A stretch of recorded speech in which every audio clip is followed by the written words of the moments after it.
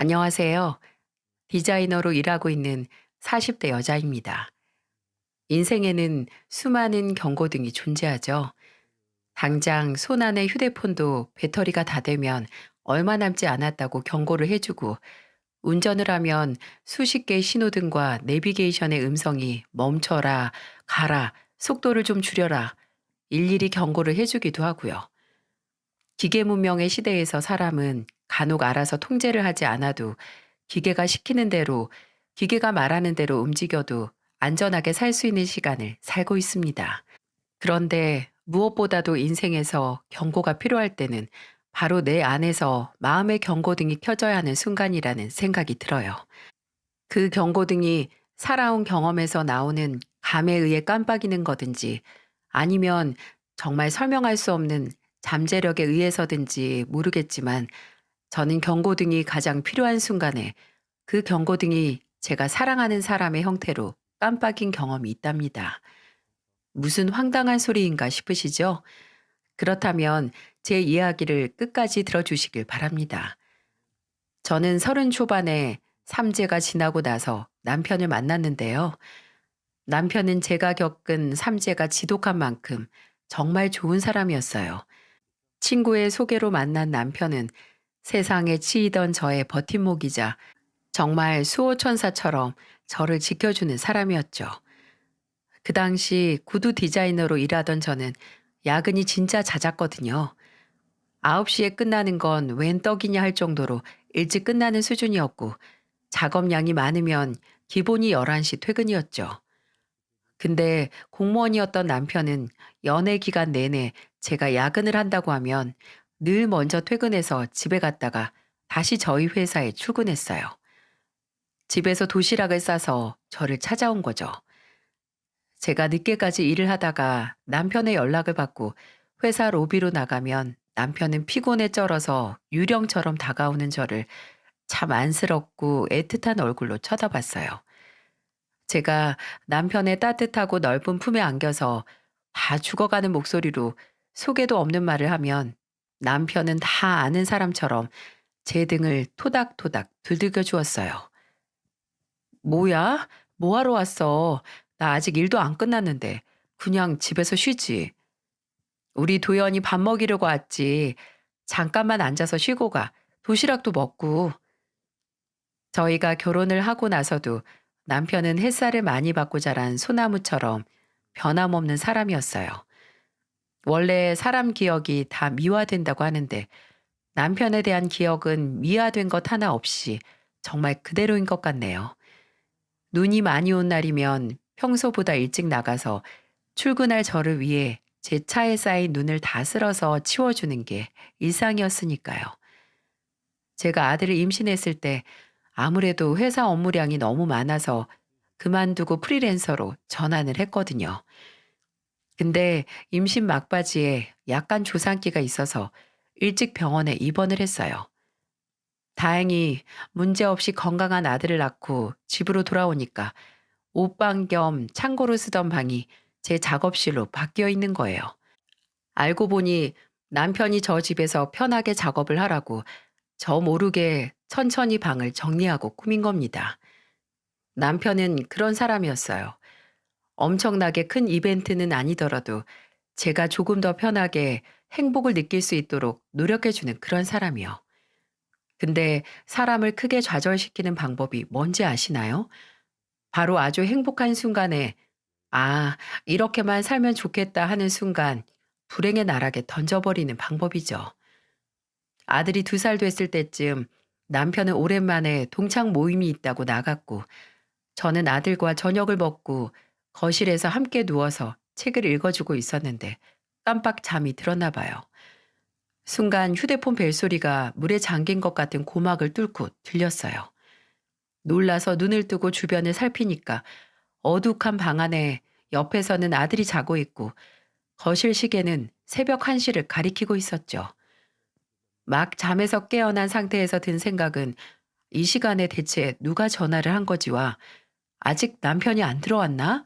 하는 생각이었어요. 불안함을 느낄 새도 없이 전화를 받았는데 낯선 남자의 목소리가 들리더군요.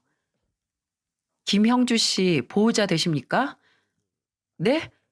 아, 네, 제 남편인데 무슨 일이세요? 어디서 전화하시는 거예요?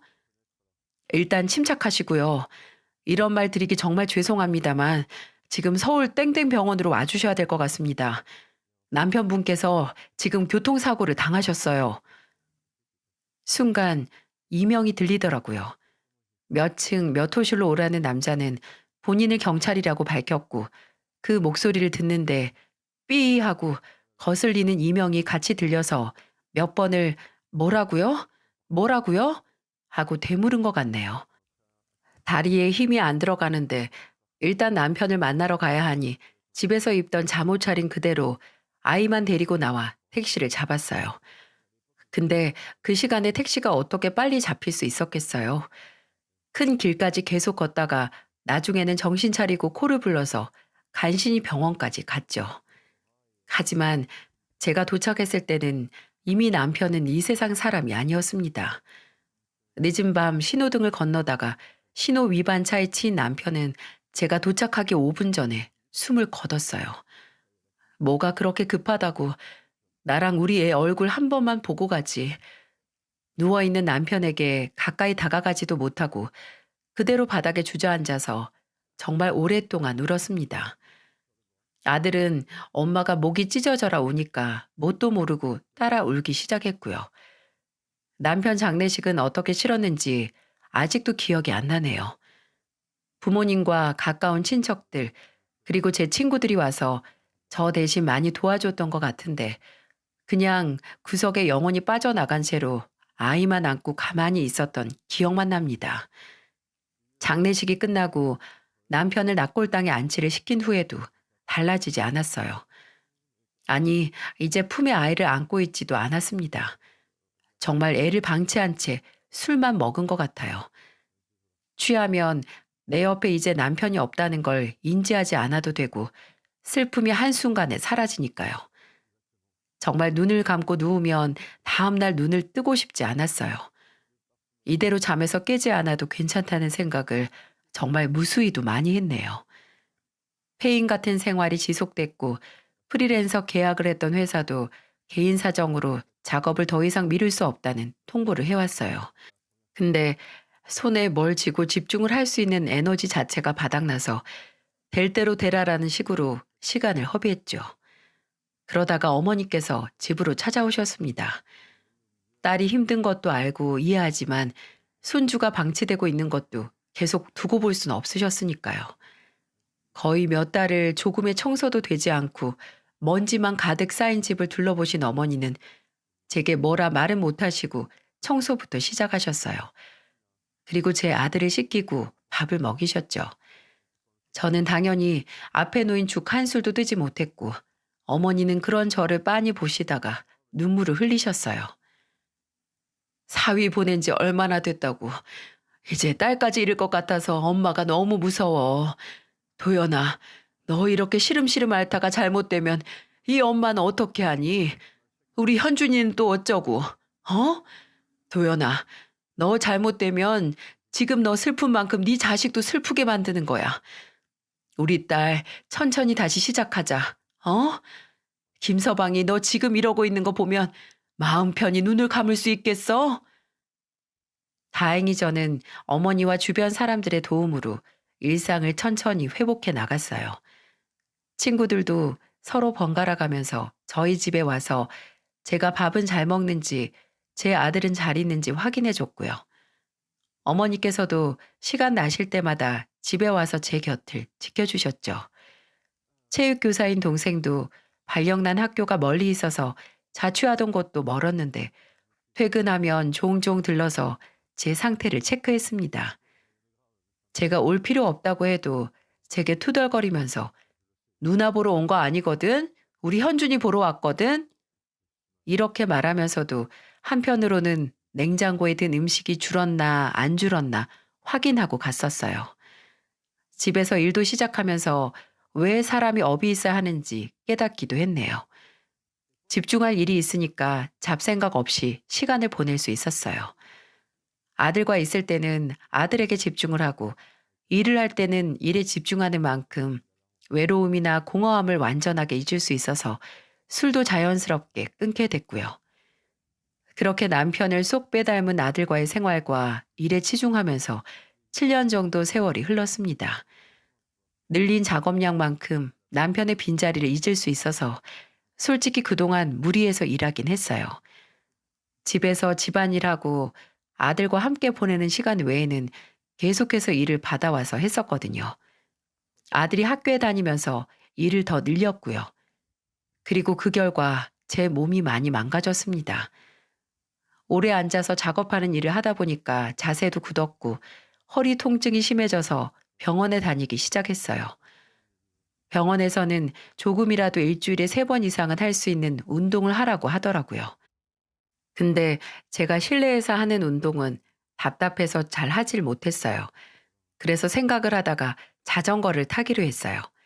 운동이란 게 당장 목에 칼이 들어올 정도의 뚜렷한 목표가 없으면 대충 설렁설렁 하게 되잖아요. 특히 혼자 하게 되면 오늘은 하지 말까? 그냥 쉬지 뭐 하고 뛰어넘기일 수도 있고요. 그래서 친구의 조언으로 같은 지역 사람들끼리 같이 만나 자전거를 타는 동호회에 들어갔죠. 확실히 같이 하는 사람들이 있으니까 혼자 할 때보다는 더 의무적으로 나가서 자전거를 타게 되더라고요. 대여섯 명이 모여서 한 줄로 한강에서 자전거를 타는데 항상 제 뒤에서 타는 분이 있었어요. 남자분이었는데 보기에는 저보다 한두 살 많은 느낌? 키도 크고 자전거를 오래 타서 그런지 몸도 꽤 좋았고요. 종종 모여서 대화를 나누면 조용하면서도 대화를 주도할 때는 주도하는 느낌이라서 되게 리더십 있는 사람 같다고 혼자 생각을 하고 있었죠. 근데 그 남자가 어느 순간 제게 다가와 있더라고요. 중간에 다 같이 쉬면서 앉아 있으면 물을 사와서 건네주면서 제게 말을 붙이곤 했죠. 도연 씨, 체력이 생각보다 좋으신 것 같아요. 처음에 건강 때문에 시작했다고 해서 따라올 수 있을까 좀 걱정했는데. 아, 근데 다들 그렇게 빨리 달린다거나 오래 타는 건 아니라서 따라갈 만해요. 딱 좋게 피곤할 만큼 탈 수 있는 코스라서 요즘 집에 가면 잠도 잘 자요. 그렇죠? 저도 처음에 불면증 때문에 시작했거든요. 밤에 매일 뒤척이면서 잠을 통 못 잤는데 이렇게 자전거 타고 나면 꿀잠 잘 수 있어서요. 상대방의 말을 잘 이끌어내는 대화를 할 줄 아는 사람이었어요. 끊김없이 계속해서 대화할 주제를 이끌어내는 사람이요. 알고 보니 성형외과 의사였더라고요.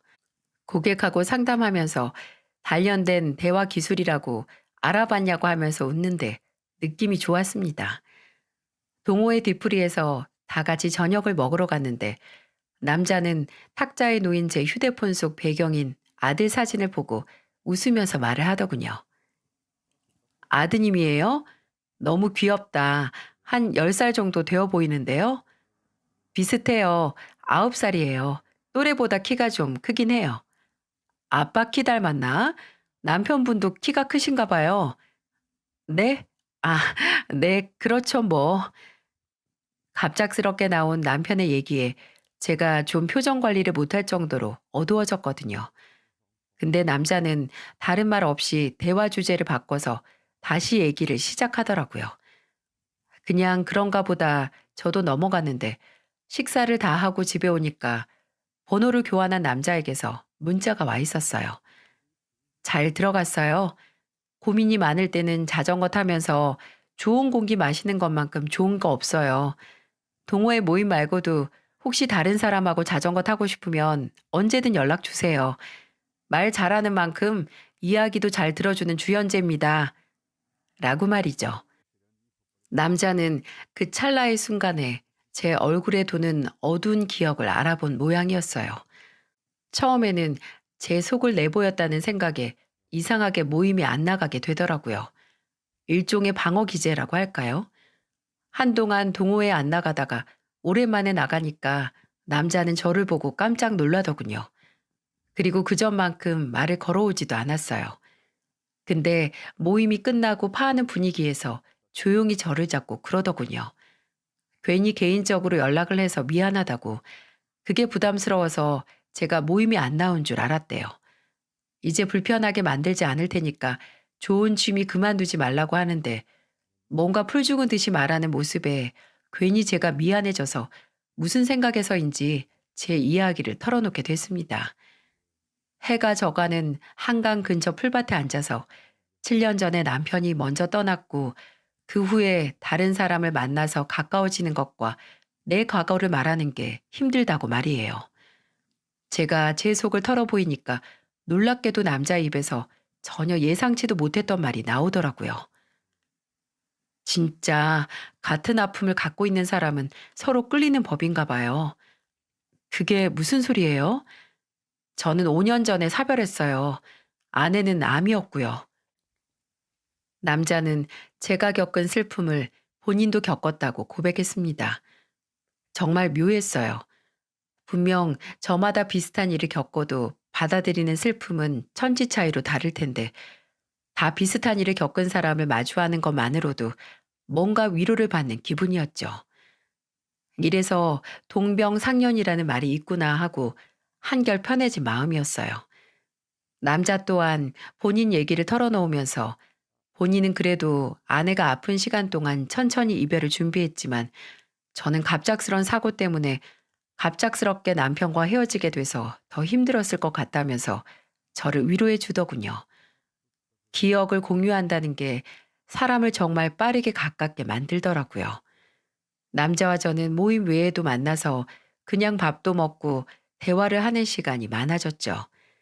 그리고 어느 순간 그 남자에게 심적으로 의지를 하고 있는 저를 발견했습니다. 저도 사람인지라 누군가에게 기대고 싶기는 한데 또 이래도 되나 우리 아들에게도 내가 누굴 만나는 게 괜찮을까 혹시 남편이 슬퍼하진 않을까 하는 터무니없는 생각까지 하게 됐죠. 그래서 막 연인 관계가 되기 전에 남자에게는 제가 좀 주춤하는 게 보였었나 봐요. 남자는 혹시 떠나보낸 사람에게 미안해서 본인과의 만남에 망설임을 가진다면 제가 편해질 때까지 기다린다고 하더군요. 그 마음 누구보다 본인이 더 잘한다고 말이죠. 그 말을 듣고 그래 이 사람만큼 지금 나를 이해해 줄 사람이 어디 있어? 하는 생각에 그 남자의 손을 덜컥 잡았어요. 같은 아픔을 갖고 있는 사람들끼리 연애를 시작한 거죠. 남자는 제게 정말 헌신적이었어요. 병원 일이 바빠도 일주일에 3번은 늘 저와 만나서 시간을 보냈고 또 저희 아들과도 가까워지기 위해 노력도 참 많이 했어요. 저희 아들은 밖에서 뛰어노는 것보다 집에서 책을 읽거나 레고를 쌓으면서 노는 걸 훨씬 좋아했거든요. 그 취향을 어떻게 알았는지 아들에게 한정판 레고를 사다 주곤 했습니다. 어떻게 이렇게 이 나이 때 남자애들 마음을 그렇게 잘 알아? 요즘 현준이 현재 씨가 준 레고 가지고 노느라고 12시가 다 돼서야 자. 아무리 나이가 들었어도 나도 한때는 소년이었어. 현준이가 좋아한다니까 다행이다. 레고 좋아한다니까 다음에는 프라모델 사다가 줄까? 그 나이 때 남자애들 전투 헬기나 탱크 프라모델 좋아하거든. 처음 하는 거면 나랑 같이 하면 되고. 저보다도 아들에게 지극정성을 쏟는 남자를 보면서 남자와 함께하는 인생을 생각하게 됐어요. 남자 또한 연애를 한 지 1년 정도 됐을 때 넌지시 재혼식을 하는 게 어떠냐고 말을 꺼냈죠. 제게 혹시 혼인신고를 하는 게 부담이 되면 가족끼리 모여 간단하게 재혼식을 하고 같이 사는 건 어떠냐고 하더군요. 아들도 남자를 현재 아저씨라고 부르면서 잘 따랐기에 아들과 이만큼 친해진 사람이라면 셋이서 함께 가정을 꾸려도 좋을 것 같은 생각에 저도 수락을 했어요. 제 재혼 소식은 오랫동안 저를 걱정했던 사람들에게 그 걱정을 조금이나마 덜 해도 된다는 소식과도 같았죠. 어머니께서도 잘 생각했다고 기뻐하셨고 친구들도 재혼식을 아무리 작게 해도 꼭 갈 거라고 야단 법석이었어요. 제 동생은 그 당시 유일하게 제 예비 남편을 본 사람이었는데 조카 보러 왔다가 같이 있던 예비 남편을 마주친 거였어요. 동생도 물론 제 재혼 소식을 축하해 줬지만 행여 누나가 또 사람 관계로 인해 상처를 받지 않았으면 하는 노파심에 급하면 체한다고 빠르게 해치울 곳 없으니 마음 편하게 가져라 라고 말해주더라고요. 어차피 재혼식이라고 해도 거창할 것 없이 가족들끼리 만나 식사를 하고 새로 집을 얻어서 살림을 합치는 거라 결혼만큼 많이 준비할 것도 없었어요. 그저 아들이 새로운 가족을 상처 없이 잘 받아들이길 원했죠. 예비 남편은 병원 예약이 많아 바빴기에 상대적으로 시간이 여유가 있는 제가 함께 살 집을 알아보고 재혼식을 할 장소를 찾아봤네요. 작은 규모의 호텔 웨딩홀을 몇 곳 둘러보고 마음속으로 원하는 곳을 정한 날, 그 주 주말에 예비 남편과 함께 제 마음에 든 호텔 야외 웨딩홀을 같이 보러 가기로 했어요. 날씨만 좋으면 높고 새파란 하늘 아래서 축복을 받을 수 있을 것 같았어요. 하루 종일 부동산에 갔다 오고 호텔 곳곳을 들린 후라 피곤한 몸은 잠자리에 눕자마자 잠이 들었네요. 그리고 저는 꿈을 꿨습니다. 이 모든 걸 다 뒤집어 버릴 만한 운명의 경고등이 나오는 꿈을 말이죠. 꿈속에서 저는 제가 최종적으로 재혼식으로 올리고 싶어 하던 그 야외 웨딩 장소에 있었어요.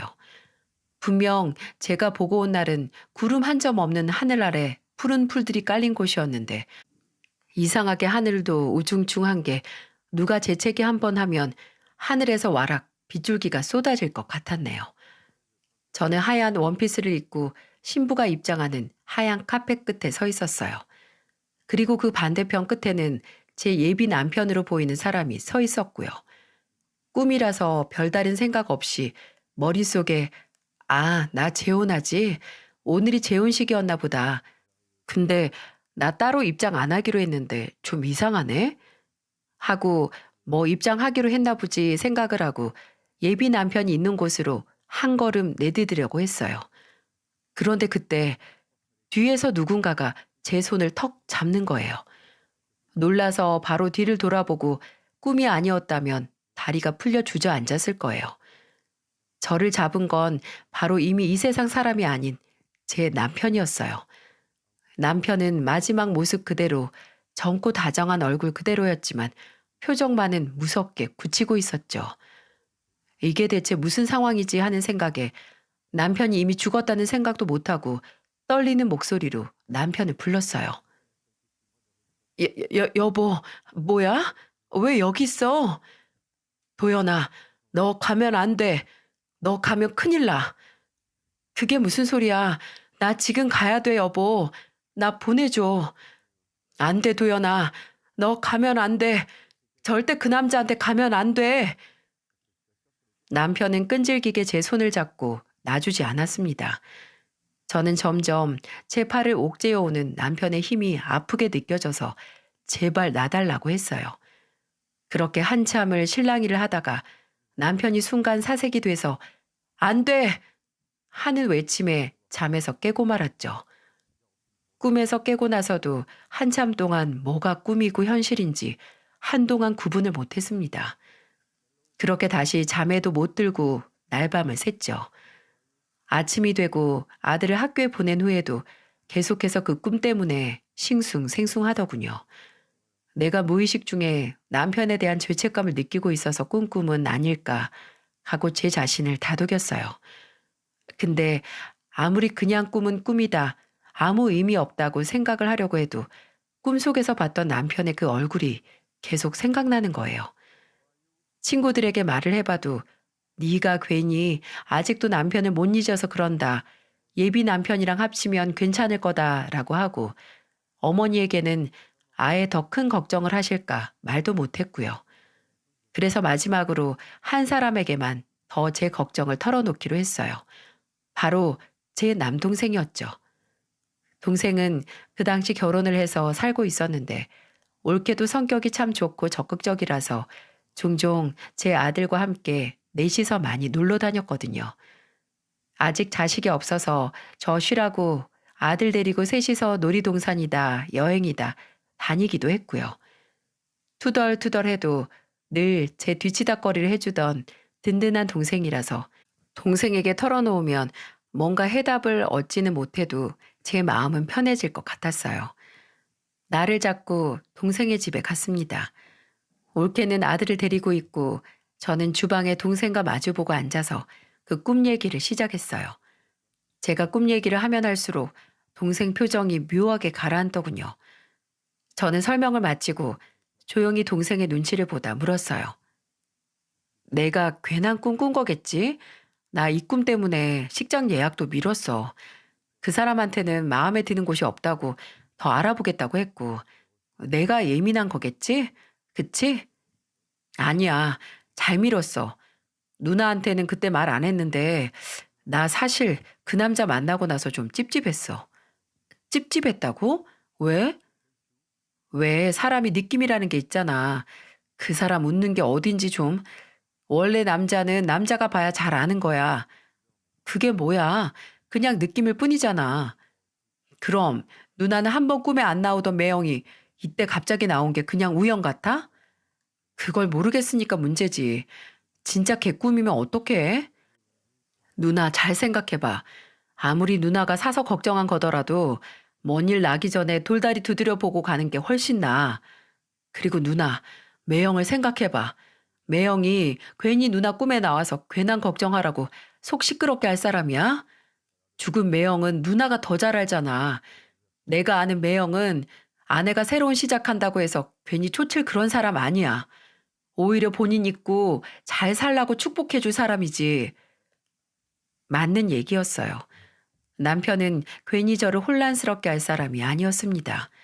그게 한낱 꿈의 형태라고 해도 말이죠. 동생은 제게 최대한 재혼식 준비는 미루고 예비 남편에게는 별다른 티를 내지 말라고 했어요. 내 친구 중에 정식이 알지? 예전에 우리 집 와서 누나가 한 떡볶이도 많이 얻어먹었잖아. 걔가 심부름센터 하잖아. 돈만 얹어주면 흥신소보다 사람들이 더 잘 캐. 친구 부탁이니까 돈도 덜 받고도 해주겠지. 동생은 심부름센터를 하는 친구에게 확실하게 예비 남편에 대해 알아봐 달라고 부탁하겠다고 했고, 저는 불안한 마음을 최대한 가라앉히고 기다렸어요. 기다리면서 수천 수억 번은 제발 그냥 내 불안감이 만든 꿈이겠지. 제발 그래라 라고 빌었습니다. 이 관계가 아깝다기보다는 그냥 다시 혼자가 된다는 게 무서웠나 봐요. 한 달 동안 예비 남편과 만남도 피하고 만나도 별다른 얘기를 안 했습니다. 예비 남편은 그저 제가 재혼식을 앞두고 마음이 뒤숭숭해서 그런가 보다 하고 넘어갔어요. 그리고 한 달 하고도 일주일 뒤에 드디어 동생에게서 연락이 왔습니다. 가타부타할 설명 없이 당장 지금 집으로 가겠다는 동생의 말은 제 불안감을 더욱 증폭시켰죠. 얼마 안 있어 동생이 집에 도착을 했고 동생은 제 얼굴을 보자마자 이 말을 내뱉었습니다. 나 지금 그냥 곧바로 그 새끼 병원 찾아가서 뒤집어 엎으려고 하다가 온 거야. 학교 수업도 다른 선생님한테 부탁하고 온 거야. 누나한테 말해주고 바로 다시 학교로 가야 돼. 대체 뭘 들었기에 일까지 제쳐두고 온 걸까 하는 생각에 턱까지 덜덜 떨렸어요. 제가 무슨 말이냐고 친구한테 뭘 들은 거냐고 묻자 동생은 주방으로 가서 냉수 한 컵 들이키더니 제게 노란 종이 봉투를 내밀었어요. 천천히 봐보라고. 보고 설명해 준다고 해서 저는 덜덜 떨리는 손에 최대한 힘을 주고 봉투를 열어 내용물을 확인했죠. 그리고 그 안에 있는 건 당장 산속에 들어가서 미친 듯이 소리를 지르고 싶을 정도로 기가 막히고 충격적이었어요. 이건 지금 별거 중인 두 번째 와이프 사이에서 난 애들이랑 패밀리 레스토랑에서 나오는 사진. 그리고 이건 그 인간. 보여? 와이프랑 사별한 흔적도 없고 심지어 지금 와이프랑 별거 중이야. 별거 중. 등본에 애가 셋이야 셋. 첫 번째 와이프는 이혼했고 심지어 이혼도 이 새끼가 바람 피워서 이혼당한 거야. 정식이가 확실히 하려고 전에 다니던 병원 사람까지 수소문해서 찾아서 인터뷰했다고 하더라. 그 병원에서 나와서 따로 개업한 것도 바람나서 이혼당한 거 소문 쫙 나서 잘려서 그런 거야. 참나. 심지어 병원에서도 사생활 난잡하기로 유명했다더라. 간호사들한테 찝쩍거려서 그만둔 사람도 한둘이 아니고 환자들한테도 그 지랄해가지고 병원 옮긴 사람도 있대. 두 번째 와이프는 지금 별거 중인데 애들은 꾸준히 만나나 봐. 지금 사는 집 주소가 이 인간 명의가 아니라서 정치기가 미행했더니 병원 퇴근하고 광진구에 있는 아파트로 갔대. 거기가 원래 살던 집이야. 두 번째 와이프랑 누나한테 알려준 오피스텔은 별거 하느라고 전세로 잠깐 사는 거고 와이프랑 애들은 거기 살고 있어. 그 새끼가 먼저 누나한테 부담스러우면 혼인신고는 나중에 하자고 했다고 했지? 그랬겠지. 이미 결혼한 새끼가 어떻게 또 결혼을 해? 진짜 우리 매영 큰일 했다 큰일.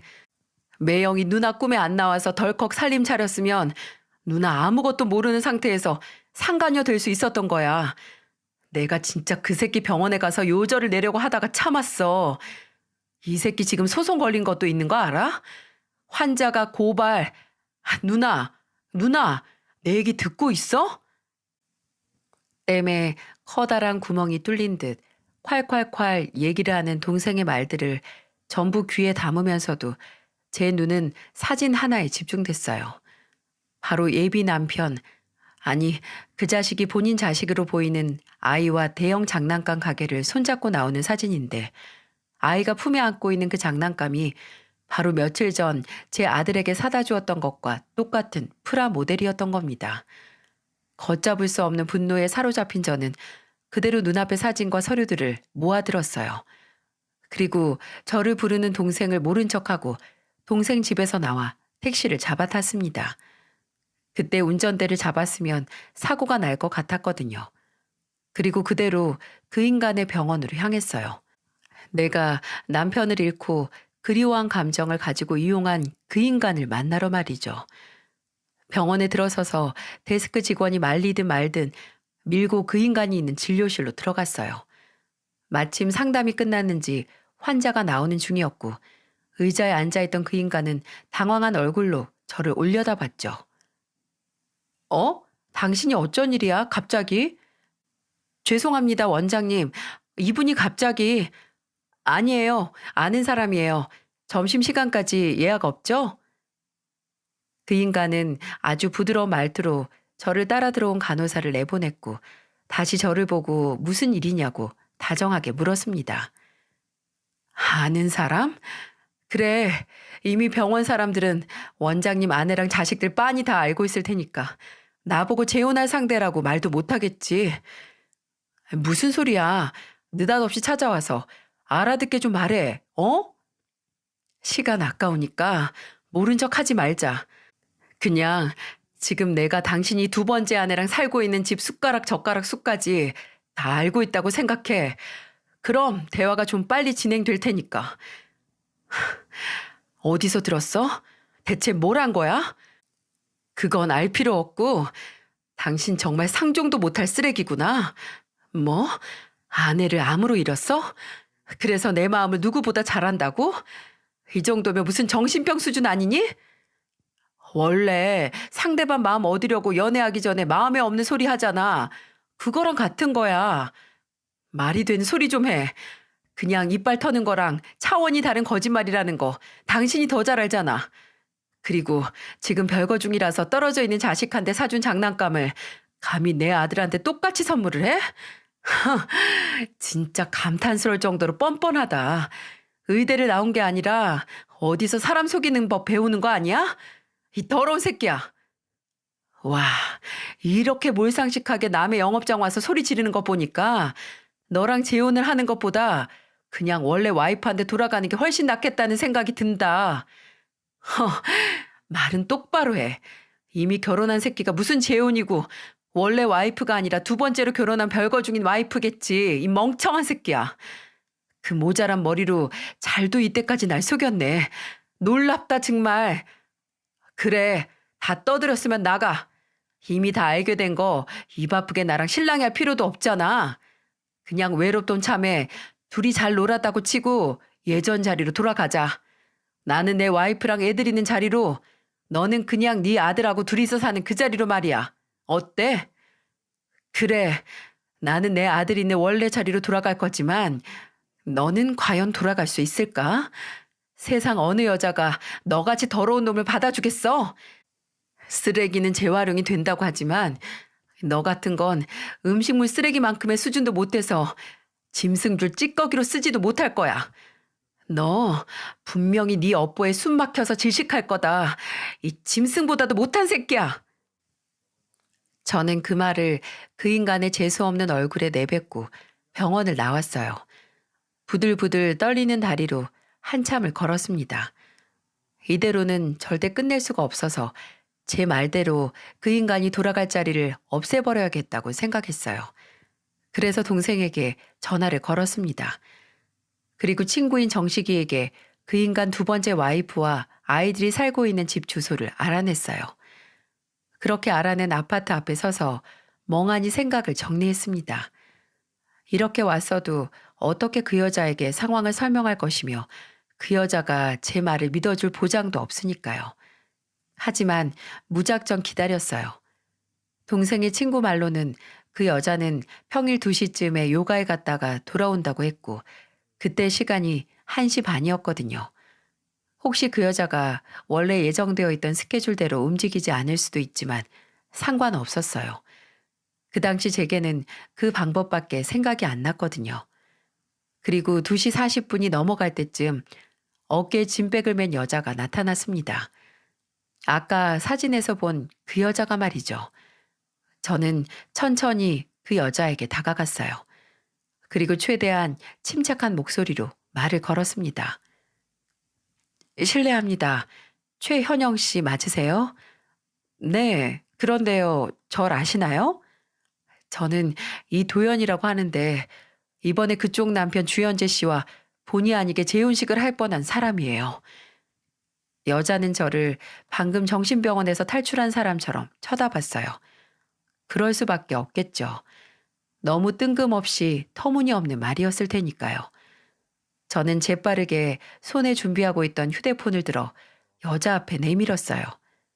그 인간과 제 아들이 다정하게 포옹하고 있는 사진이었죠. 제 아들이에요. 이 애가 당신 남편 아들이 될 뻔했어요.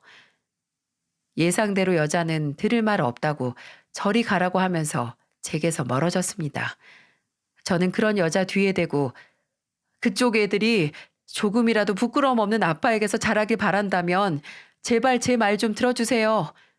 라고 했지만 여자는 아파트로 쏙 들어가 버렸어요.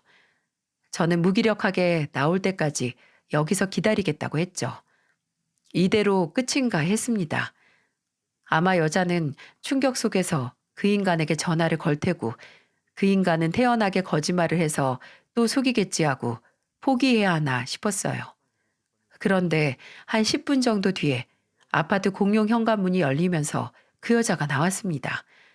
그리고 제게 가까운 카페에 가서 얘기를 하자고 하더군요. 한 쓰레기에게 동시에 속아버린 여자가 마주 앉아서 어처구니 없는 대화를 나눴습니다. 알고 보니 여자는 이전에 외도로 이혼한 것도 모르고 오히려 그 인간 첫 번째 아내가 바람을 피워서 이혼을 했다고 알고 있더라고요. 저는 그 여자에게 그 인간이 이전에 일했던 병원 사람들의 증언을 들려주었고 저와 나눈 문자 대화, 함께 찍은 사진 등 여자를 속이고 저와 재혼 준비를 하고 있었다는 걸 증명할 만한 모든 걸 보여줬어요. 여자는 제 앞에서 눈물을 보였다가 이내 찬물을 벌컥벌컥 마시고 욕을 내뱉기도 했고 또 왜 본인이 몰랐을까 하고 허탈하게 자책을 하기도 했어요. 그쪽 탓이 아니에요. 속인 놈이 문제지 속은 사람이 자책하는 게 무슨 소용이에요. 그 인간은 저한테 그쪽한테 돌아간다고 했어요. 본인은 돌아갈 곳이 있다고 아내랑 합칠 거라고요. 말도 안 되는 소리 하고 있네요. 합칠 생각 없어요. 별거도 원래 이혼하고 싶었는데 애들 생각해서 겨우 한 거고 이번에 다시 잘해보려고 한 것도 다 애들 때문이었으니까. 근데 정말 더 이상은 안 되겠네요. 차라리 아빠 없는 애들 만드는 게 낫지. 이런 쓰레기 새끼는 내 자식들 인생에서 없어지는 게 나아요. 여자는 제게 알려줘서 고맙다고 이렇게 만나게 된 게 정말 유감이라고 하더군요. 저도 유감이라고 했습니다. 솔직히 제 앞에서만 이혼한다고 했던 걸지도 모르죠. 그 인간의 새치혀에 속아서 다시 생각할 수도 있으니까요. 하지만 며칠 뒤에 그 다짐이 그저 말뿐이 아니라는 걸 알게 됐어요.